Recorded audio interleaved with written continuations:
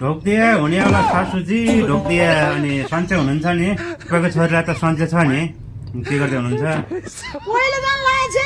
बजाउनु न बजाउनु अब मैले बजाउँ भने म नेपालमा छैन म विदेशमा छु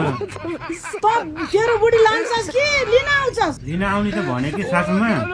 अर्को महिना 35 गतेतिर आउँछु म लिन आउने त भने कि सासूमा ऊ त होइन कि क्या हो मागकोरी चेन भयो क्या हो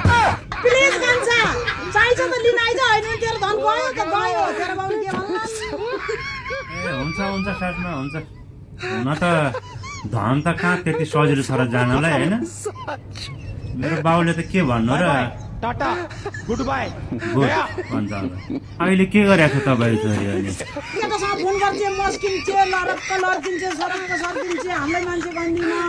बजाउनु न बजाउनु अब मैले बजाउँ भने म नेपालमा छैन म विदेशमा छु